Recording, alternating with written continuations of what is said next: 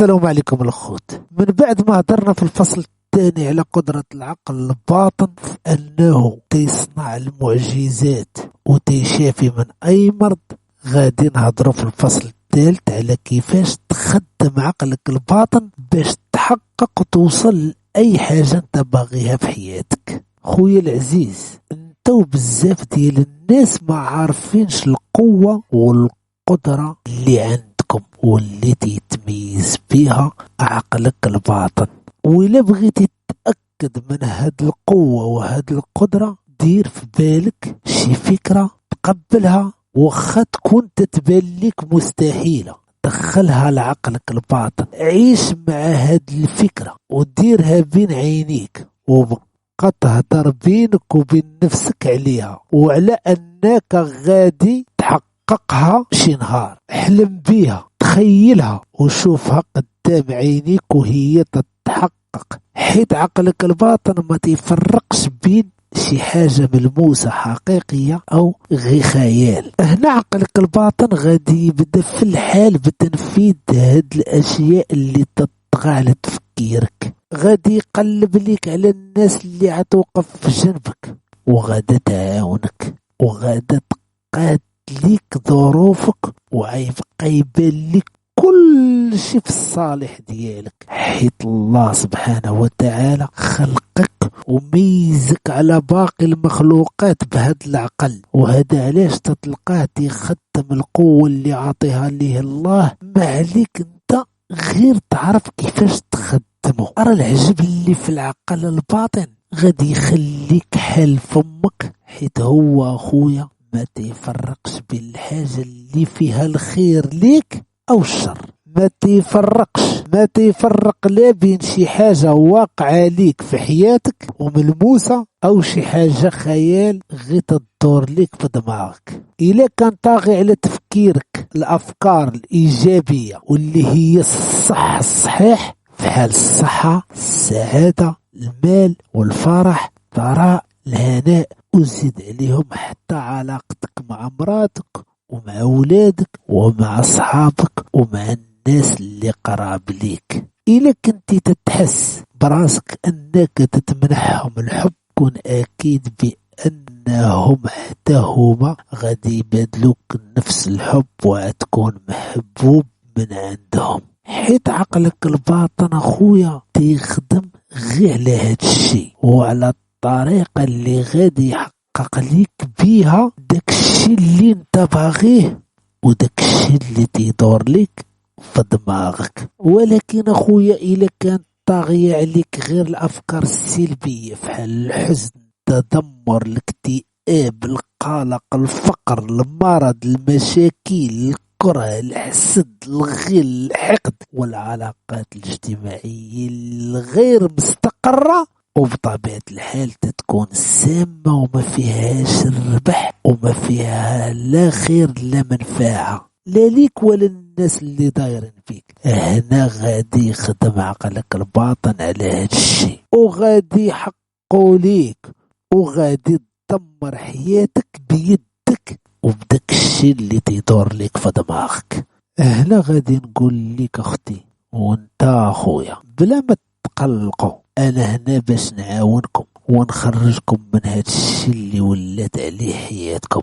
انا هنا باش نفكركم في داك الشيء اللي كنتوا تتحلموا به من صغركم. خدم معايا اخويا هاد التمرين السهل وانت هتشوف راسك كيفاش هتولي حياتك. بقى اخويا تذكر الله وبقى تردد الحمد لله على النعم اللي عاطيك، شكروا عليها، وحاول تقرب الله سبحانه وتعالى بالصلاة والدعاء والذكر. حاول اخويا تبدل تفكيرك دابا نيت وخلي عليك الافكار السلبية بعيدة ودير في بالك باللي الافكار الايجابية هي الاصل، وخليها تكون طاغية على تفكيرك وعلى هذاك الشيء اللي تيدور لك في دماغك وعلى الحوارات اللي تدور بينك وبين نفسك. حاول اخويا ملي تكون تتهدر عندك تبقى تفكر في الخوى الخاوي، بالعكس خاص الافكار ديالك تكون مفيدة وبناءة وعندها معنى في حياتك. حاول اخويا تحس براسك راك فرحان وعايش العيشة اللي كنتي تتحلم بيها. عقلك الباطن هنا غادي يحقق ليك أي حاجة كنتي تتفكر فيها وكانت تجي في بالك كل نهار. غادي يقدم ليك الإرشادات اللي عتصايب ليك الطريق في حياتك. عتولي حاس براسك مرتاح ومطمئن، وعتكون ناجح في حياتك حيت ولات أفكارك واضحة، وغادي توصل لواحد المرحلة من الثقة والإيمان القوي باللي أن أي مشكل يواجهك في حياتك الحل ديالو ولا ساهل، حيت كان غي في العقل ديالك. غادي تشافى من المرض اللي هلك ليك صحتك، وغادي تولي مرفح وتهرب من هذاك الفقر اللي هلكك وخلاك عايش حياة البؤس والتعاسة. عتولي سعيد بدل ما كنتي تعيس ومدمر ومكره ومقلق على حياتك. اختي خويا العزيز، ملي تيتشبع عقلك الباطن ويآمن إيمان قاطع باللي الله سبحانه وتعالى قادر يستجب ليك الدعاء ديالك، غادا تزيد ثقتك بالله، وغادي يوليو الطلبات ديالك اللي تطلبها منه مستجابة. خاصك تعرف وتكون متيقن من أن 90% ولا أكثر من حياتنا العقلية مخزونة في العقل الباطن. وإلا ما استغليتيش هاد القوة الصالح ديالك غادي تحكم على راسك بالقهرة والعذاب والدمار، وغادي تعيش حياة بلا قيمة، وحياتك غتكون مخربقة وعامرة تعاسة وحزن وكره وغل وحقد للناس، وعتولي تفكر غير في السلبيات. وفي حال هاد الناس تتلقاهم بزاف وكتار، وتتلقاهم متشائمين ومدمرين من حياتهم، وتتلقاهم تيفكروا غير في الحقد والحسد والكره والغل، وما يحملوش هذا ويكرهوا هذا وما يبغيوش الخير لهذا. إلا كنت وصلت يا خويا لهاد المرحلة عتكون عايش دابا نيت غير في الفقر والفشل، عيكون مرافقك فين ما مشيتي، وعتكون تتلعب دور الضحية في حياتك كلها، وعتبقى تقول أنا واحد فاشل وما فيديش وسوقي خاوي، وعتبقى تقول باللي خوتي وعائلتي ما تيحملونيش، صحابي ما فيهمش الخير، وزيد وزيد. هاد اليأس اللي وليتي عايش فيه وهاد الأفكار السلبية اللي ولات طاغية عليك، كون متأكد أخويا باللي عتبقى في بلاصتك، ما غاديش تحرك، ما غاديش تزيد لقدام، حياتك ما غاداش تغير، وعتولي اكثر من هاد الشيء اللي انت فيه. هذا علاش اخويا خاصك تحس بالسعادة وتشعر بالفرح، ويكون عندك يقين بان اي مشكل عنده الحل، وغادي تولي صحيح ما فيك حتى شي مرض، وحياتك عتولي عامرة بالحب، حيت هاد الشيء هو الاصل بغض النظر على المتناقضات ديال الحياة.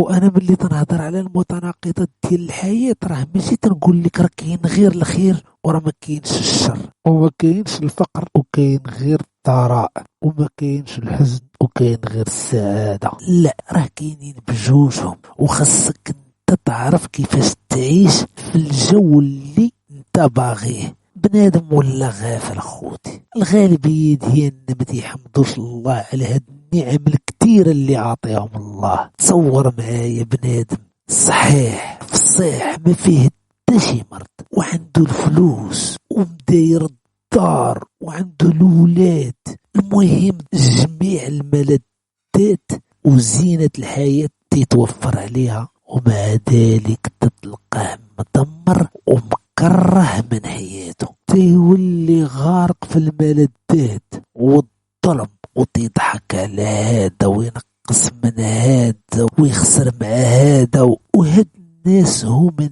اللي تتلقاهم طاغية عليهم الأنانية لدرجة أن بنادم فينا كاملين ما بقاش يحمد الله ولا يشكره، ونسينا باللي حنا من صنع الله وميزنا على باقي المخلوقات بالعقل.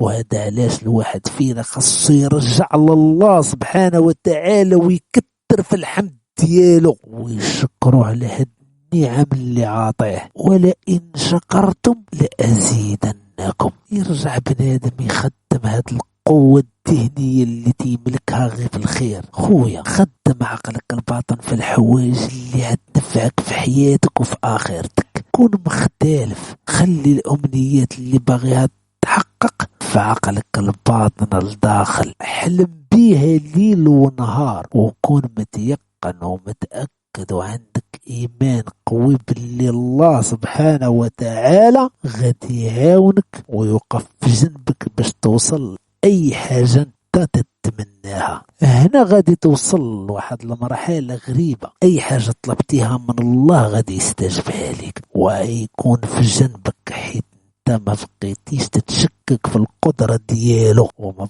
بقيتيش في حال هادوك الناس اللي تيقولوا الدعاء ما عنده فايدة بحجة أنهم دعوا الله وما استجب ليهمش، أو أنهم تيقولوا بأن وما يمكنش الله يستجب لنا الدعوات ديالنا كاملين، ونساو بالله الله سبحانه وتعالى خلقهم وميزهم بأحسن حاجة هي العقل، ونساو باللي الله سبحانه وتعالى قال لنا في سورة غافر الآية 60: وقال ربكم ادعوني أستجب لكم.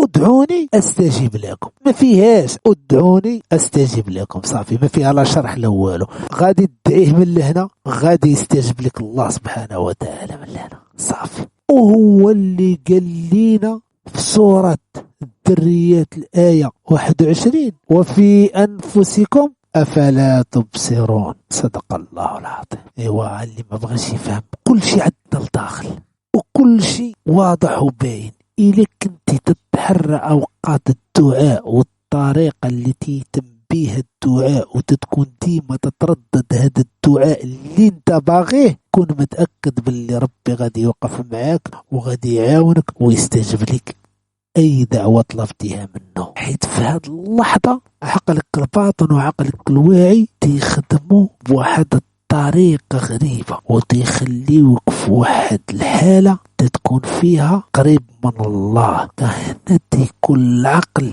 منسجم مع الروح وتتكون واثق باللي أي حاجة تطلبها هتكون بين يديك، حيت عقلك الباطن غادي يعاونك بقدرة الله. ما عليك غير تختار بدقة شنو باغي والكلمات اللي هتبقى تقولها وترددها صباح وعشية. خاص الإحساس ديالك يكون متجه لداك الشيء اللي باغي توصل ليه، وعرف باللي عقلك الباطن تيتعامل مع الخير والشر، مع السعادة والحزن، مع الغنى والفقر، ومع كل المتناقضات اللي كاينة في هذه الحياة.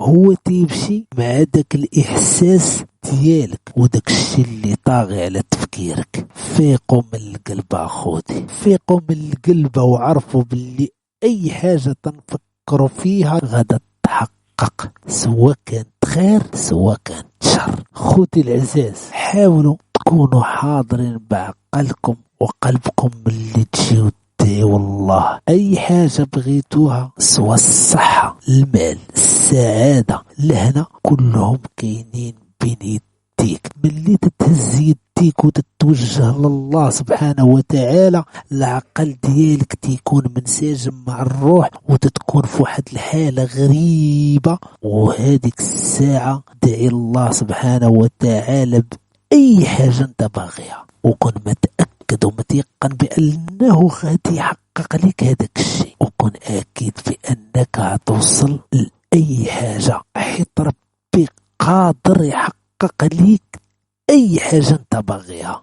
ولكن بعد المرة تأتي الرياح بما لا تشتهيه السفن والظروف تتكون ضدنا. علاش في نظركم؟ هاد الشيء سميتو قانون الجهد المعكوس. حيت أخويا واخا انت باغي ديك الحاجة. نفترض انك باغي تنجح في شي امتحان او باغي تدوز شي كونكور، ولكن انت خايف يتحط هاد الامتحان قاصح، خايف ما تجاوبش، خايف ما تنجحش، وتيوليو الافكار اللي طاغيين عليك هي الافكار ديال الخوف والهلع والخلعة بدلا من انك تنجح. وكن اكيد اخويا في الاخر ما غاديش تنجح، او غادي يتحط لك الامتحان قاصح وما تقدرش تجاوب. علاش؟ حتى الافكار اللي طاغيه عليك في بالك هي ديال الخوف ماشي ديال النجاح. وفهمني يا صاحبي، نعطيك مثال اخر. انت باغي تقطع من شي قنطره، وهذيك القنطره المشيه ديالها على قد رجليك، او باغي تطلع في شي جبل،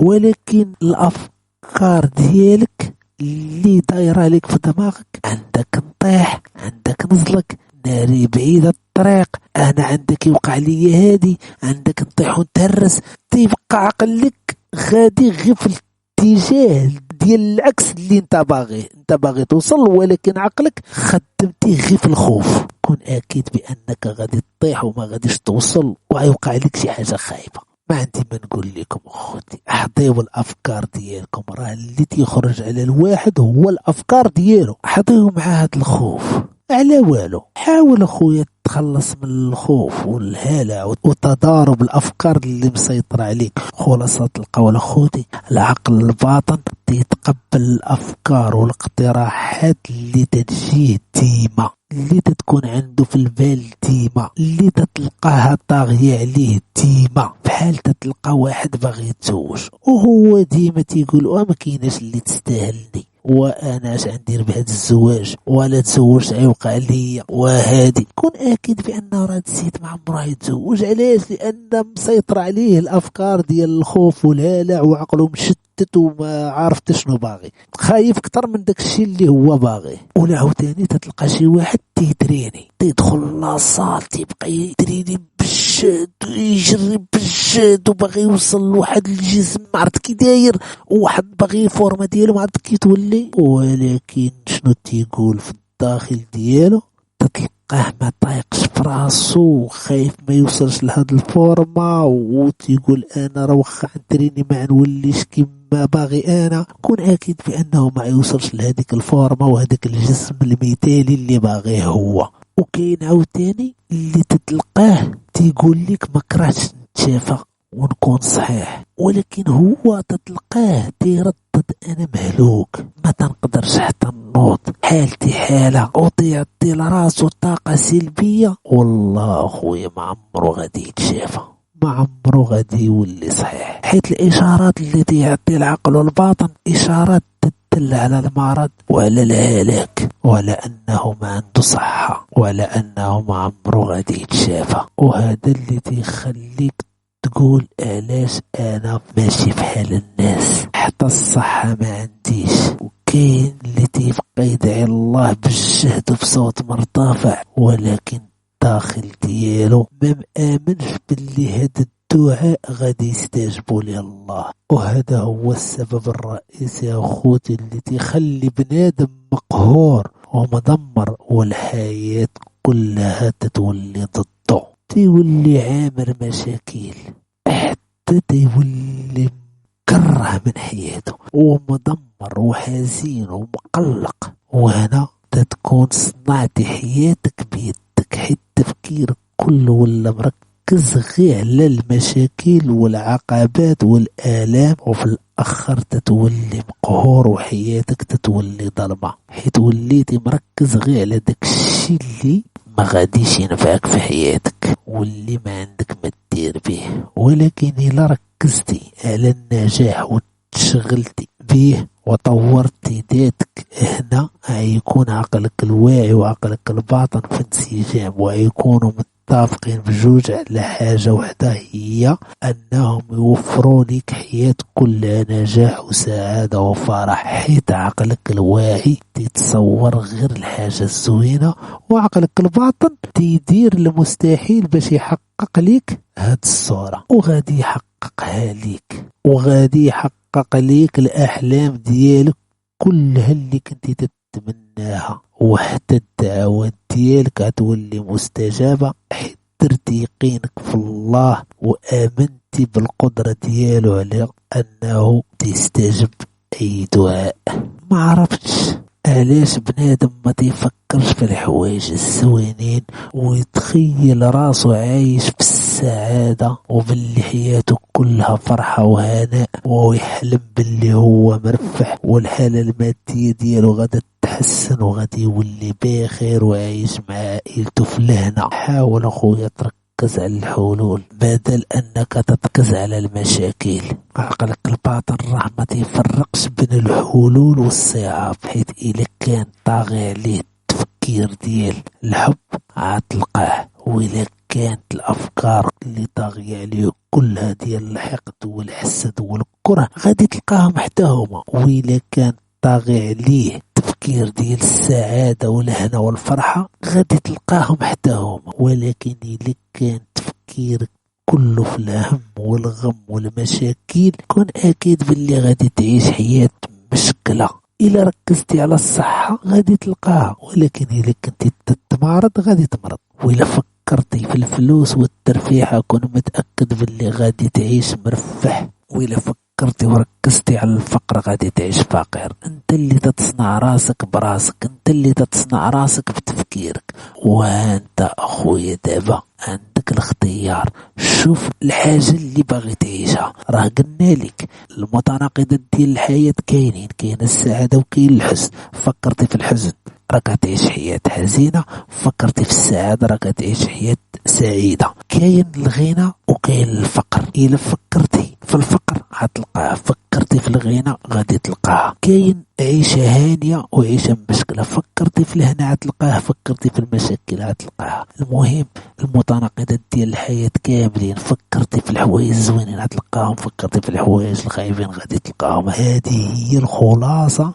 ديال هاد الفصل، وهنا نكونوا سالينا الفصل الثالث اللي كان زوين وعرفنا فيه بزاف ديال الحوايج اللي غادي ينفعونا في حياتنا. وما بقى ليا غير نقول لكم تهلاو في راسكم وفكروا في الحوايج اللي عينفعوكم وزوينين. كل واحد فيكم مسؤول على التفكير ديالو، واللي باقي ما دارش جيم يدير جيم، واللي باقي ما دارش ابوني يدير ابوني للقناه، ديروا بارطاج باش يوصل لعدد كبير ديال الناس ويستافدوا حتى هما. وما بقى لي غير نقول لكم مع السلامه، موعدنا مع الفصل الرابع ان شاء الله.